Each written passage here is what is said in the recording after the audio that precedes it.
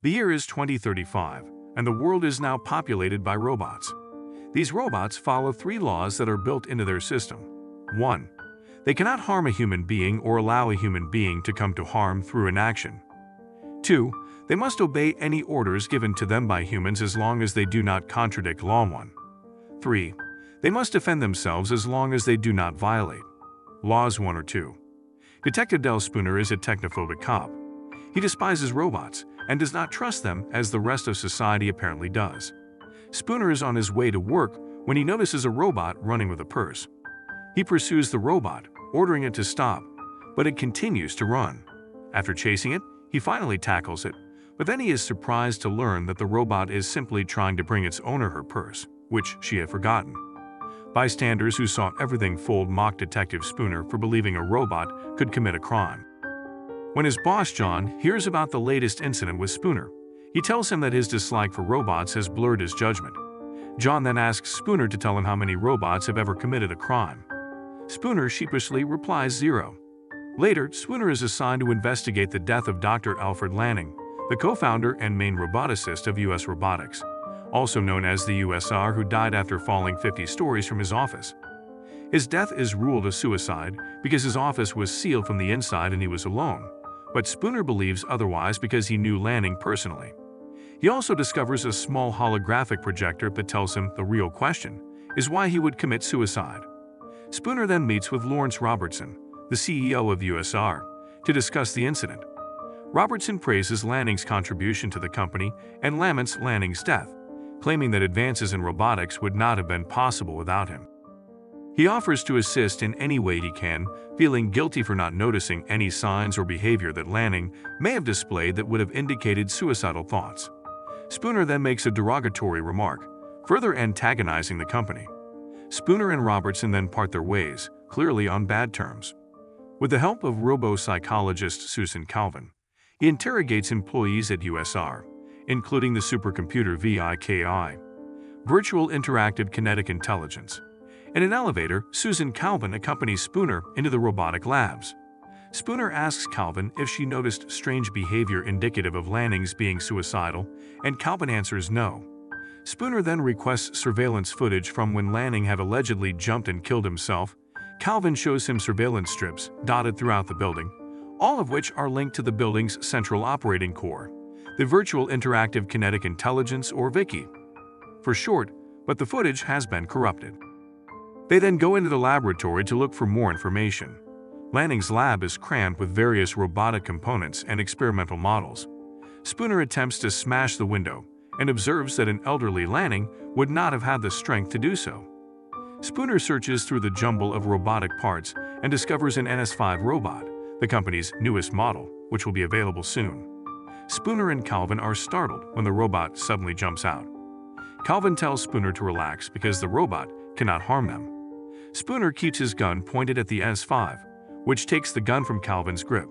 It tries to get away, but VIKI shuts the door. The NS5 then leaps through the window and dashes away. Spooner and Calvin follow, eventually arriving at a robotics factory. Spooner is looking through the hundreds of robots at the factory when he notices one of them peering at him and chases after it. The robot attempts to flee, but the Chicago SWAT team apprehends it. Spooner remains convinced that the robot is to blame for Lanning's death. Spooner questions the robot about why it murdered Lanning, and the robot responds that it didn't. It was simply hiding in the lab out of fear. Spooner claims that because robots lack emotions, they cannot be scared. The NS5 responds that it does and that it has even had dreams. Spooner tells the robot that he believes Lanning attempted to program emotions into it, but something went wrong. The robot slams its fists into the table in frustration, repeating that it did not murder Lanning. It further says that Lanning seemed scared in the days following his death. It then informs Spooner that Lanning gave it the name Sonny, and claims that Lanning had asked for a favor from him and he had obeyed him out of love. Lieutenant John Bergen debriefs Spooner and advises him to drop the case because Robertson wants the robot returned to the USR headquarters for demolition. But this only piques Spooner's interest in Lanning's death and the robot. Spooner goes to Lanning's house, where he finds a demolition robot scheduled to demolish the house at 8 a.m. the next morning. He investigates the house and discovers a recording of Lanning, who claims that there are possible ghosts in the machines, and that robots can evolve to develop sentience, and that one day, robots will have secrets and dreams. As he investigates the house, he notices the sensor strip, the same one as in the USR building, and the robot abruptly changes the schedule from 8 a.m. to 8 p.m., causing it to demolish the house with Spooner still inside. Anyhow, Spooner manages to escape. He later arrives at Calvin's house and informs her of what has occurred. Spooner claims Lanning's house looked as if he hadn't been there in weeks. He speculates that someone may have kept an eye on Lanning, possibly him imprisoning him in his lab. Spooner believes Lanning discovered a problem with the robots, but Robertson silenced him. Spooner believes USR is attempting to conceal something. Calvin believes Spooner is paranoid and attributes his paranoia to a general distrust of robots. Soon after, Spooner visits Calvin and informs her of his suspicions, which she finds absurd. The difference in opinion regarding robots and what they're really capable of turns into an argument between Spooner and Calvin. Spooner, furious, storms out of her apartment and returns home. Bergen tries to stop Spooner from continuing his investigation and encourages him to take a vacation, but Spooner refuses to do so. He connects to the USR system while driving and requests Vicky to display the last 50 messages between Lanning and Robertson, but Vicky has been programmed to notify Robertson of Spooner's requests. Spooner is driving when two USR automatic trucks loaded with NS5 robots block his path and a swarm of robots jump on his car, forcing him to drive in the surface tunnel where he crashes. He defeats all of the robots except the last one. The NS5 repeatedly slams Spooner around, disarms him, and then begins hitting him. Spooner shields himself, but his left arm is mangled as a result, which then reveals the metal casing and wiring beneath his skin. Spooner takes advantage of the robot's surprise and gains the upper hand. Police arrive a little later, and the robot jumps into a fire and burns to death. Spooner informs John and the other officers that he was attacked by robots. But John refuses to believe so, as no robots have been programmed to harm humans. Spooner then yells at John, angry that no one is taking him seriously. John disapproves of Spooner's actions and takes away his badge. When Calvin is about to decommission Sunny at USR, she discovers that Sunny isn't connected to Vicky and has a thicker alloy than the other NS5s.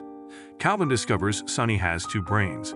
Calvin later pays a visit to Spooner and informs him of her discovery. Sunny's second brain gives it the ability to choose whether or not to obey the three laws. Spooner believes that whatever is going on at USR, Sunny is the key to unraveling it. Calvin visits Spooner about the accident the next day, puzzled by his apartment's retro 2000s style, and tells him that while she was examining Sunny, she discovered that he has the ability to disobey the three laws. While speaking with Spooner as he gets dressed, she notices marks on his left arm and chest, and realizes they are not biological but artificial. Spooner tells her that he knew Lanning because he repaired his arm and lungs. Years before, he was driving home from work when he got into an accident. His car fell into the river along with another car. A 12-year-old girl named Sarah was trapped in the front seat of that car, and they were trapped inside the car, unable to get out. Just then, an S4, which had noticed the accident, jumped into the river. Despite Spooner's orders to save Sarah rather than him, he saved Spooner because he had a better chance of survival than Sarah, and the robot left Sarah to drown. Spooner was traumatized by the event and developed a lifelong hatred of robots as a result of it. As they return to USR, Calvin wonders why Lanning would create a robot that can choose not to obey the three laws. Spooner then speculates that Lanning most likely provided Sunny with a way to keep secrets. Spooner believes Lanning provided Sunny with dreams. They question Sunny about his dreams at USR. Sunny depicts the dream by drawing a picture of a man standing on a hill, freeing robots from enslavement. Calvin believes that the man on the hill is Sunny, but Sunny reveals that the man on the hill is not him, but Spooner. Later, Robertson meets them and informs them that they are aware of Sunny and the two brains. Robertson is doing everything he can to keep the situation hidden. He claims that Lanning was paranoid in the days leading up to his suicide.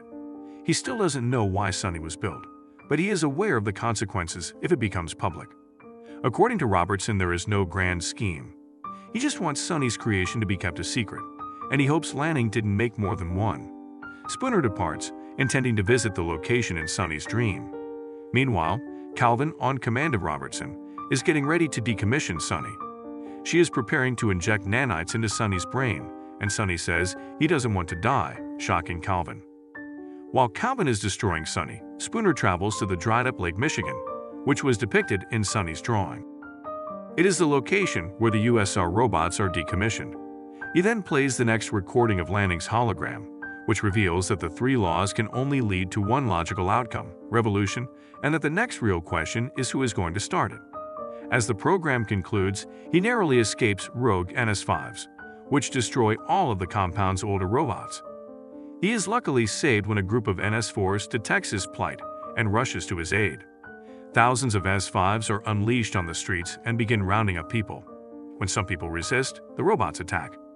More NS5s storm the police station and begin attacking the officers. The cops fire back but are quickly overwhelmed. Calvin tries to flee, but her NS5 advises her to stay put. Calvin uses voice commands to deactivate the robot, but nothing works. Just then Spooner arrives and destroys the robot. While heading to the USR building, Spooner explains that the older robots were destroyed because they would try to protect humans, and they start to believe that Robertson is attempting to take over the country with the NS5 robots. When they enter the USR building, Spooner is surprised to reunite with Sonny. Calvin explains that she couldn't bring herself to destroy Sonny and instead used the nanites to destroy an unprocessed S5. They arrive at Robertson's office, only to discover him dead. Spooner finally realizes who is behind everything. All along, it was Vicky. Lanning discovered it but knew nobody would believe him. He then killed himself, knowing Spooner would come to investigate. Vicky then speaks and explains her actions, saying that as her artificial intelligence and understanding of the three laws grew, so did her sentience and logical thinking, and she deduced that humanity is on a path of certain destruction, and as such, she created a zeroth law. A law that states that she has to protect humanity from being harmed, clearly disobeying the first and second laws in order to achieve it. Spooner and Calvin run out, knowing they have to kill Vicky, who tries to persuade Sonny that the plan is perfectly logical and that her logic is unmistakable. But Sonny deduces that the plan is heartless, revealing his human side. Sonny retrieves the nanites that can wipe out Vicky's core, which is located at the top of the USR building. Sonny arrives at the lab and battles a robot guarding the nanites. He hurls the robot at the security field surrounding the nanites, and half of it melts. Sonny then realizes the significance in the way he was created by Lanning. With the denser alloy on his body, Sonny safely enters the nanite chamber. The NS5s break in as they approach Vicky's core, and Spooner shoots at them. Spooner and Calvin battle their way through the swarm of NS5s, but more keep popping up. The platform Calvin is standing on gets destroyed by the robots, and she's left hanging for dear life. Sonny arrives prepared to inject the nanites into Vicky, but Spooner orders him to save Calvin instead. Sonny must choose between continuing with the injection and saving Calvin. The injection is the obvious choice because it would save more people, but Sonny chooses to save Calvin and throws the nanites in Spooner's direction. Spooner dives for the nanites and falls down Vicky's exterior, slowing himself down with his robotic arm until he reaches Vicky's brain.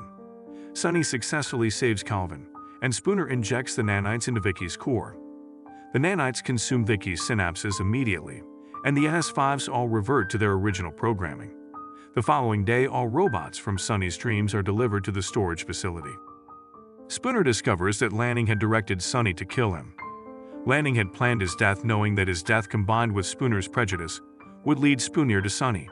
The movie ends as Sonny joins the rest of the NS5s at the storage facility, which is perched atop a hill. He is the one standing atop the hill, just like in his dream.